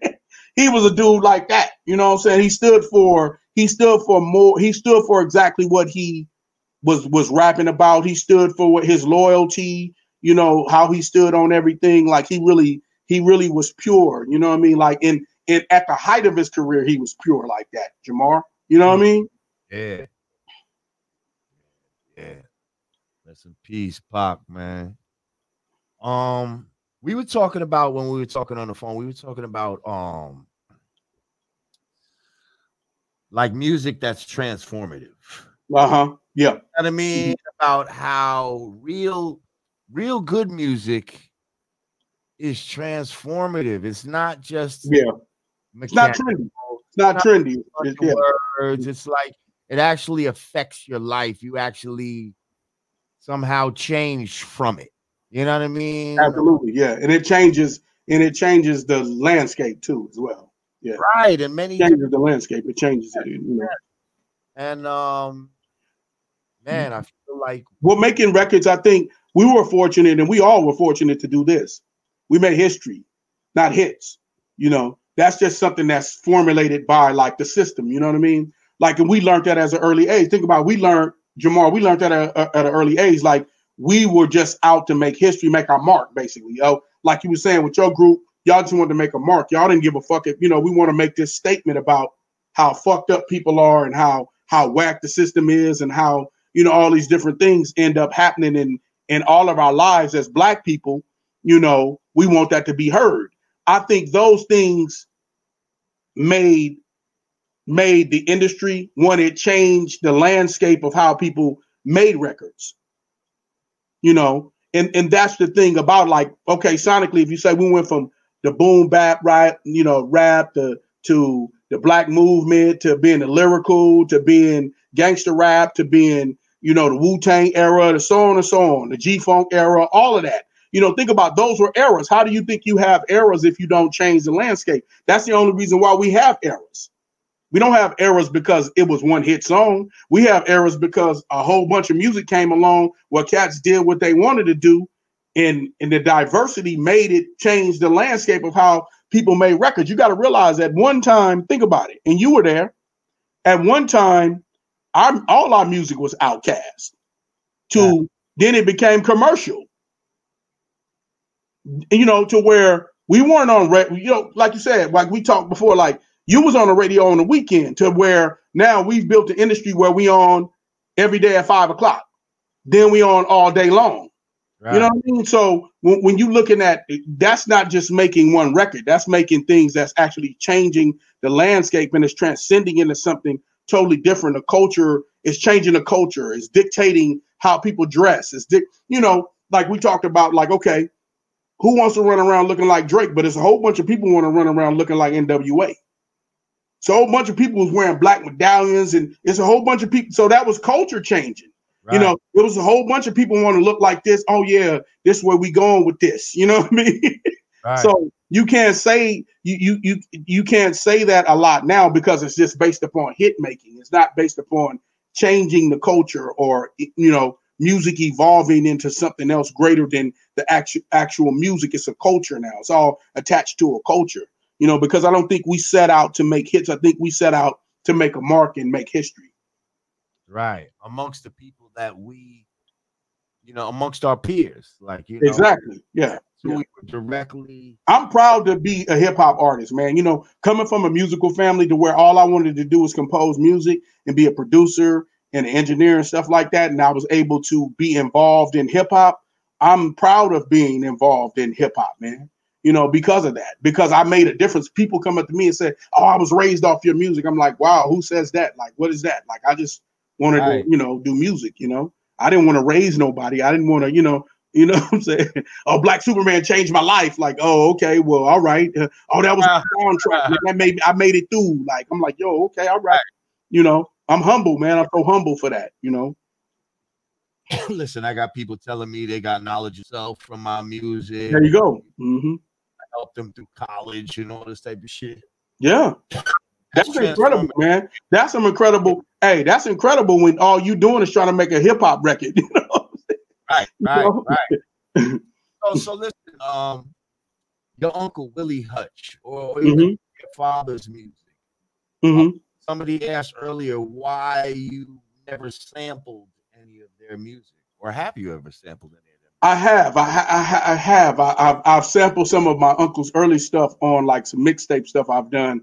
I think I've never done it because I think that me being a musician, because I stopped sampling, I want to say I stopped sampling heavy like in maybe like my sophomore record, you know.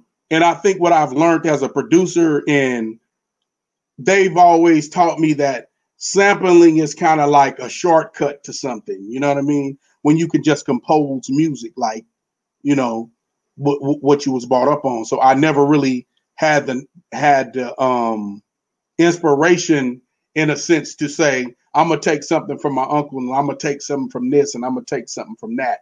You know, I kind of wanted to leave that sacred to my family heritage, you know what I mean? Not being like, you know, oh, I'm gonna sample 10 Willie Hutches on this record and it's gonna be the Hutch. I didn't want to do that. You know what I'm saying? You know, it's great for other guys who, you know, but where I come from, my uncle probably be like, well, you know, that's kind of like stealing from me. Like, okay, it's great, you know what I mean? But you know, it would be like that. Right, but in a way, you know, see, it's all on how you look at things. Like some people looked at sampling and stealing, and other people looked at it as paying homage. You know, hang on. We got circles going.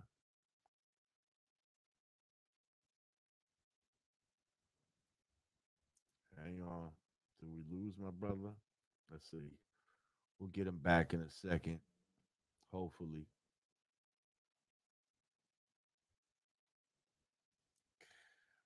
If you're just joining us, we're with our brother Cole 187, aka Big Hutch, aka Mansa Musa from Above the Law. I think he's gonna join back in, hopefully. Man, West Coast legend in the house. Make sure you click that like button. Make sure you subscribe. Click the notification bell. Click all so that you know when we got more legends coming. Tomorrow, we will resume our interview. Tomorrow night at 8, we will resume our interview on Woo Wednesday with none other than Inspector Deck, y'all. Inspector Deck, tomorrow night, 8 o'clock. Be here or be in fear. Thursday at 8 o'clock, it don't stop. We will have super producer, platinum producer, one of my favorite producers, Just Blaze will be on the Godcast.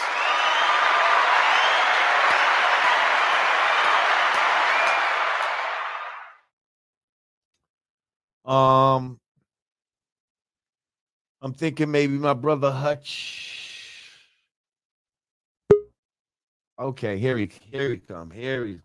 Here we go. Technical difficulties. There we go. That's all right.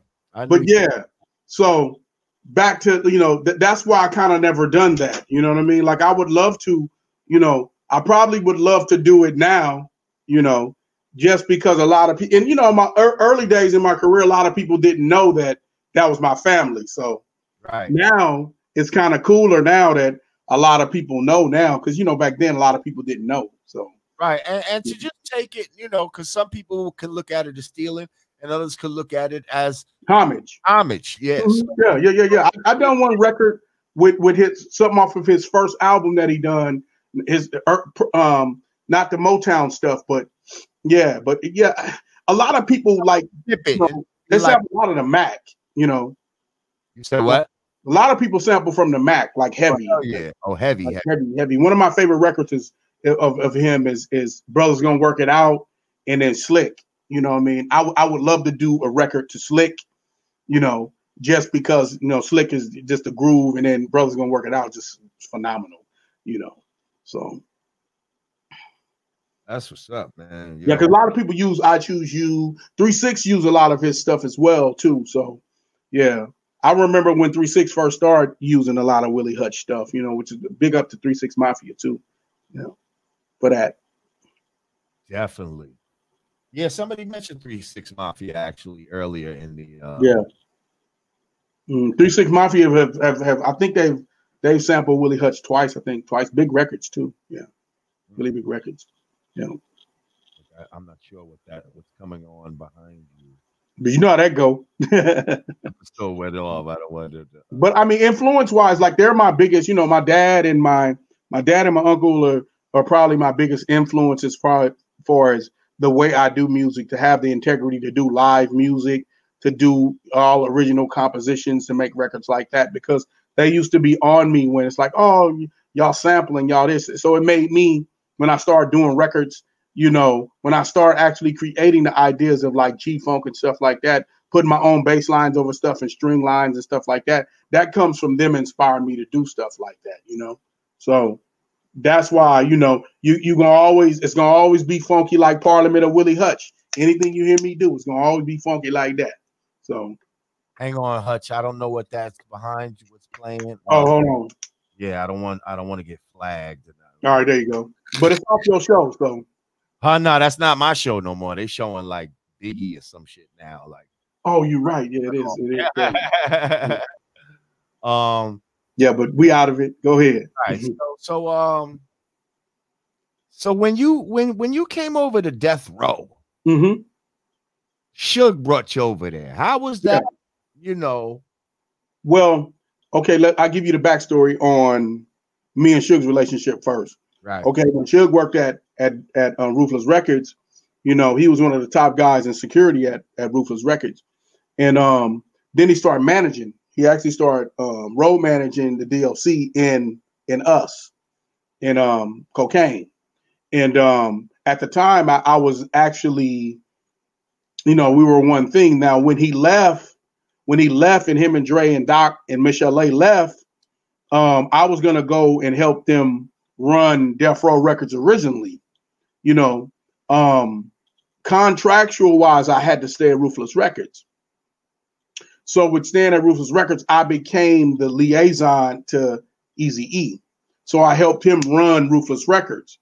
Now, Suge always knew that, you know what I'm saying? I was the next guy because he wanted me to help run Death Row Records, me, him, and Dre at the time, right?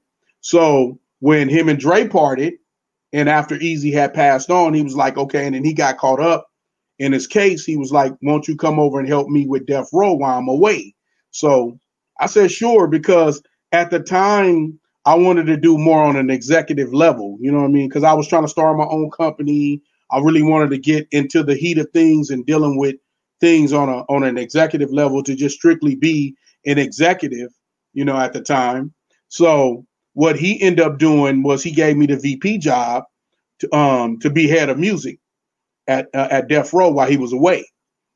So that's how that happened. And unfortunately, I had an opportunity to help develop Crooked Eye. I had an opportunity to work with Lisa Left Eye. I had an opportunity to do a record on a Dog Pound and a record on an archive record on Snoop that, you know, that would have never came out if I wasn't there, you know. And then I also was able to do Pac's record, you know. So that's how that came about, you know, just me wanting to do the executive thing. I already was doing it, but I was doing it kind of in the ghost with Eazy, because Eazy didn't really have a musical voice. When he brought people like Bone to the table, he didn't know which way to go, or he would like, is that healthy to do? Should I do this? Should I do that? I was like, sure, man, you know.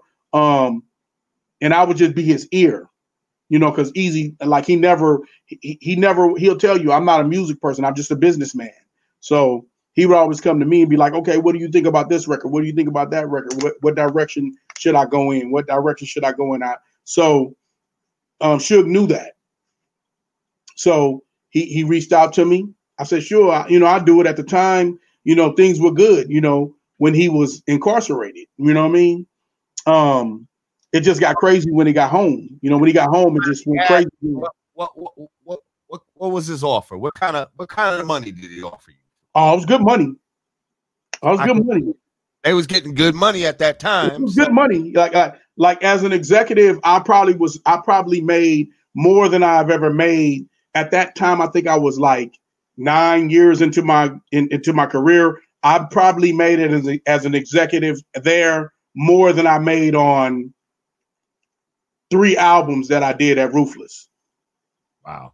Yeah. I made them, and that just was me calling shots, Jamar. That wasn't even me making a record. I never made a record on Death Row. That was just me calling shots, Right. That's when I found out being an executive where you want to be at. Holla.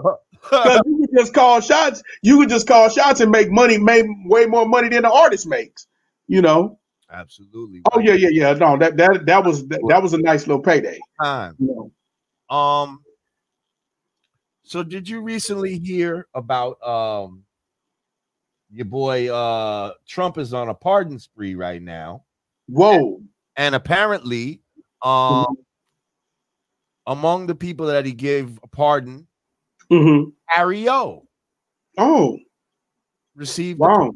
That's heavy. Because apparently Snoop was doing some behind the scenes lobbying for him with the Trump administration. Oh, that's incredible. And Harry O got a pardon. Oh, that's incredible. Yeah.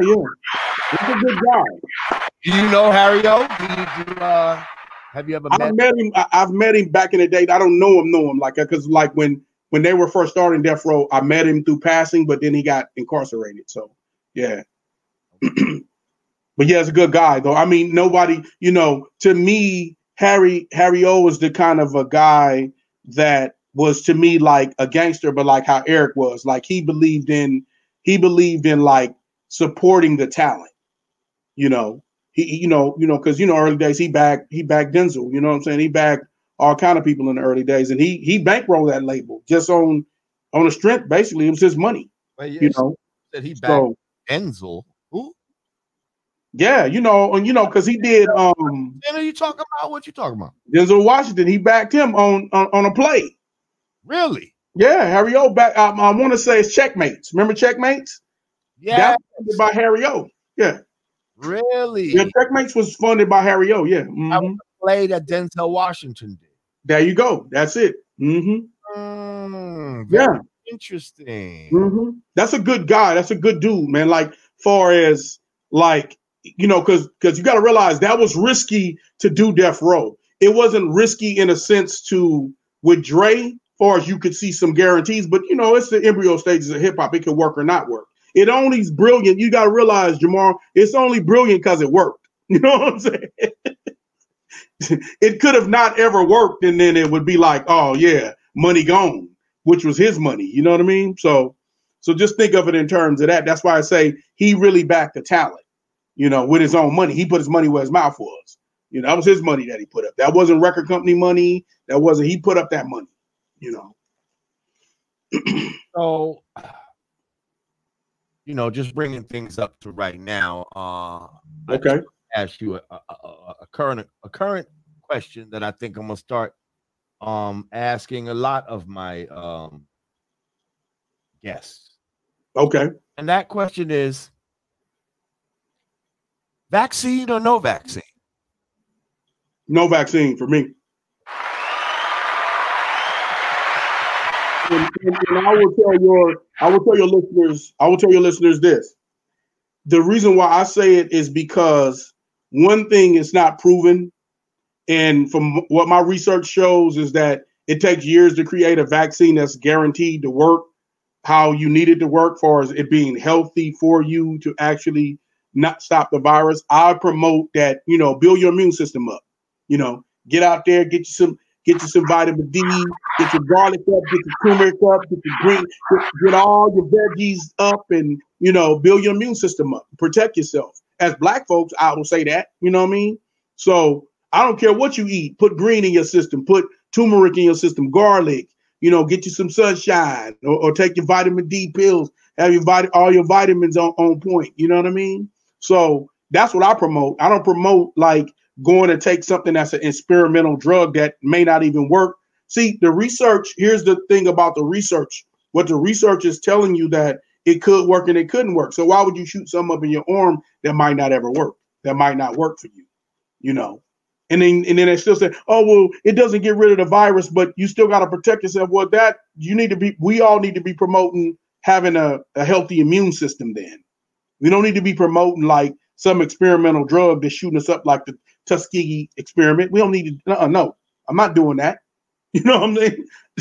No disrespect for those who do, and I'm not running around saying COVID is not real. I got people that's been sick from it, and I've heard I got extended, outside of me, people that have lost people from it. But I'm saying, if we don't start acknowledging that we need to take care of ourselves as a people and eat healthy and build our immune system up, that's what's going to help us as Black people. Absolutely.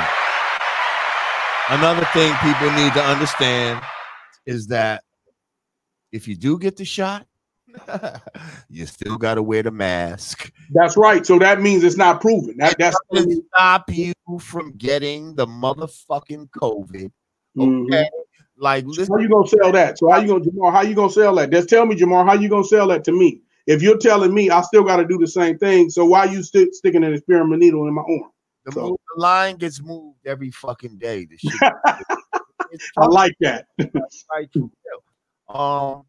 But for all of y'all that got the shot, and yes, there's some people that are close to me, people that are friends of mine that went ahead and got the motherfucking shot, and I just hope y'all don't get your shakes or your face freeze up or whatever the fuck. Well, you have long-term other kind of conditions that may come about from it. Like, we don't know. I can't experiment. Life is already an experiment for me. So, I don't know what they got. I don't know what they're shooting in the air. So that's enough for me.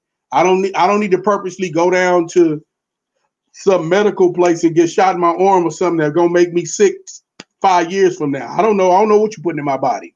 So the worst that could happen is them tracking you. No, they already know you with your phone. That's not the worst. That's just one of the things. Now you just can't throw the phone away. Once the shit is in your body, right. Now there's no turning the phone off or getting rid of the chip and all of that. Just where you at now. Got your fucking ass. So you know what I mean? But that's just one of the things they'll be doing. Like, don't think that, well, I ain't doing nothing wrong. All they gonna be doing is following me to the job and all this type of all right. They're gonna be doing that. They're gonna fuck around and fuck with your DNA and all this type of shit. They can set you and think about it. If a tracker is in you, that means they can track you and shut your body down. They can do all kind of shit then. That's the case. That's just technology. That's just that's like if they want to shut all of our phones down now, we on the grid. We not off the grid. They can just shut our phones off if they want to. Listen, now, I'm wishing for a great recovery for our brother Dr. Dre. But and Dre's home. He's doing good. He's doing good. Yeah, he's doing wonderful. Yeah. Now, but let's just say, in this future world we live in, divorced with his wife, she gets with the people that they know they got the nanobots up in them. Get at an aneurysm. Wow. You see, like that's the type of shit that can happen. Absolutely. That's the thing inside of you.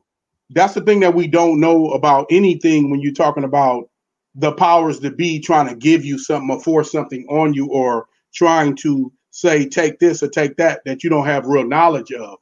That's when it becomes a problem because you don't know what like people are talking about like short-term issues. What about long-term? You don't know what they shooting up. You don't know if it's going to manifest in your body 6 days from now, 2 weeks from now, 10 years from now. You don't know. You don't know what's in your body.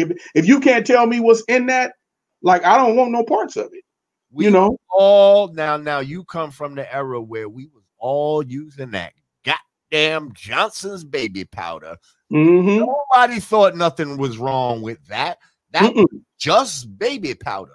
But now it turns out that was some bullshit. There you go. And that was some shit that you can now sue for and all this type of shit. Because I'll tell you something even crazy, Jamar. I was talking to some medical people and they were saying they have with the vaccine, and here's something that's going to be heavy for your listeners too. They have the vaccine for the insured people and non-insured, right? Whoa. Yeah. And what that becomes, they're saying that a lot of places that you go in and getting it without insurance, that's a placebo. Ooh. So be careful of that as well. Oh. So money play. I'm not trying to like scare nobody. These are people that talk to me in the medical game. You putting us up on game because this is a game, my brother. Yeah. And that's not a conspiracy. That's the money thing. That's I got money. Here go this, here go that. You know what I'm saying? And she said, and the person that told me this, which has been in the medical industry for like 25 years, she was like, that's this whole thing with the vaccine is about that. It's about money. It's about them having enough to get enough people to generate a certain amount of money within that industry. You know, anytime something is developed so quick, it's never proven. They don't have enough time. She said it usually takes at least 5 to 10 years to approve a healthy vaccine. It doesn't, you can't do it in 9 months. It's impossible. Impossible. I don't care how technology is. She said it's impossible. It's science. You can't do it that fast. You don't have enough data. You don't have enough research. You know, to put it like other words. The most of the people, even people that's paying for it and getting the actual vaccine, they're guinea pigs. The people that think they getting the vaccine and getting shot up, that's a placebo. So, you know, like I said, protect yourself because you don't know. You're dealing with a lot of us are dealing with an industry. You know, yeah, we're sick. People are dying, but we're still dealing with the medical industry. And when we're dealing with an industry, Jamar, we know it's about the money. Follow the money. Not about your safety, not about no, it's not. It's not your health. They'll put anything on that box, like you said, like the baby powder. They'll put anything on that box. They'll put anything on that box. Or in that box. Or in that box. They'll put anything in it. And put on that label, they tell it, oh, it's grapefruits and berries and it's straight poison. You know? When you get to pouring that shit out and looking under a telescope, you know, looking under a microscope and shit, you know, you find out what the fuck is that? You know? So Hutch, you have you started your own label, yes? Yeah. I have my own Westworld Records. Okay. Tell me about that. I had started Westworld Records because when I started making records on my own, I wanted to own my own self. I didn't want to go through anybody. I didn't want to, you know, and I cut a few independent, my own records, you know, just for my own self, you know, and moved. I love the independence, you know. I love to move how I want to move. I love to not have to sit at a round table and ask anybody, can I do this or can I do that? Or if I want to make a record, if I don't want to make a record, if I want to, I don't sign artists because I kind of like, if I do something with an artist, I'd rather be a partner with them, you know, teach them how to fish, not give them some money to go buy some, you know what I mean? I teach them how to, you know, fish. But my biggest thing that I'm trying to do, like with what I've created, Mansa Musa Royal Lifestyle, which I do music under that as well. But that's more of a brand where I want to do everything with it. You know, the record company is just one division. I have a media company, Musa TV, that I'm developing. You know, then I got Mansa Musa Clothing. You know, I have a wine division. Me and my brother Mustafa, we're building we're trying to do a real estate where we develop real estate where we buy, you know, hotels, resorts, build condominiums and stuff like that. You know, so we're going to be getting into that in the next few years. But yeah, that all came from me just taking my independence for as being a record company owner from being an executive and then building that, you know what I'm saying? Yeah, I have a digital magazine that I developed, you know, called Rock Boy Honeys, which caters to urban models, you know, just Black Latino girls, you know, and that's my story, man. Yeah. And a great story it is. A great story it is, man. Yo, it's been great having you up, bro. I definitely would like to, you know, bring you back at another time and we just talk about just life, period, man. Just whatever. Yeah, man, it's all good, man. I want to come back because I'm doing the Black Godfather TV show right now, and I want to come back when I want to talk about that when I come back about the show.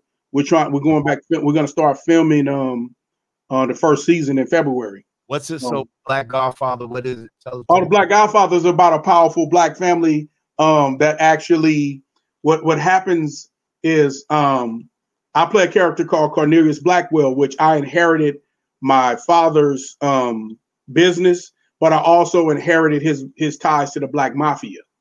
So it's kind of heavy. And me and my two younger siblings, we run his empire. So it's kind of crazy. You know what I mean?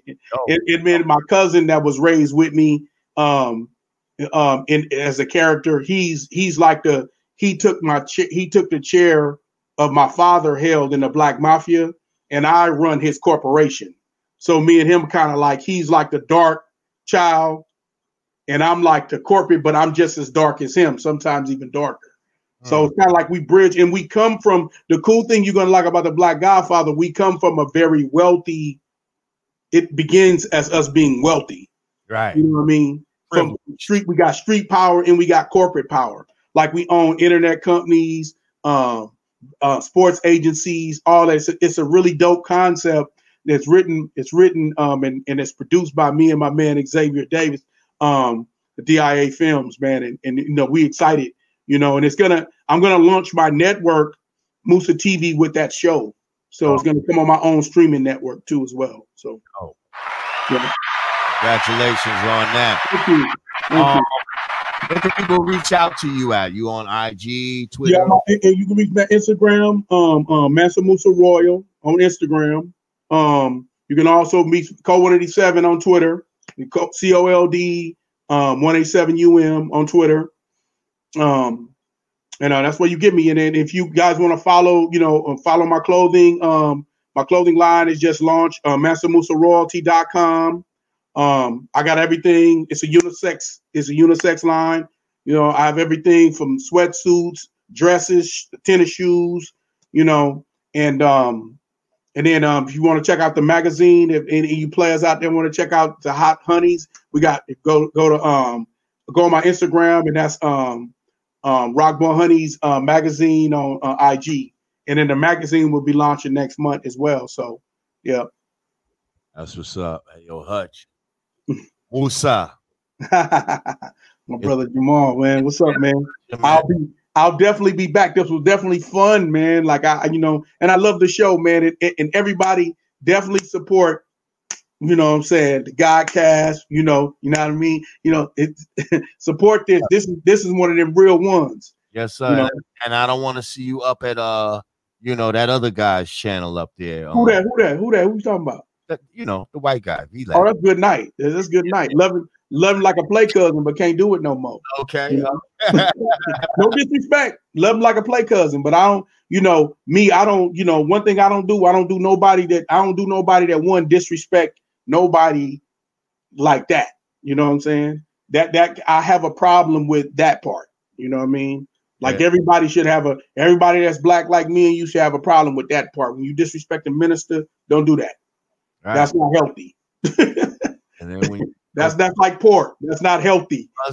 When you disrespect us in general and disrespect the people that help build you to where you are, nah, you gotta go. That's what I'm talking about. Yeah, and we've all done it. That's why I said I love him like a play cousin, but I can't be a part of something that doesn't work in me and your favor. You know what I'm saying? People that look like me and you.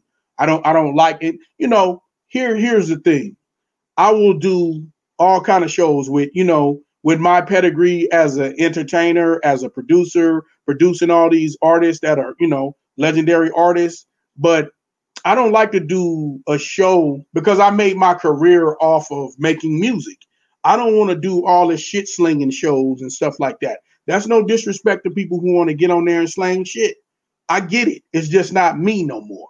You know what I mean? Mm-hmm. And I feel like sometimes when we look at shows like that and people aren't talking about what do you got going on? What's your business? What's the music like? What were you thinking about when you recorded this? Like how you talk to me.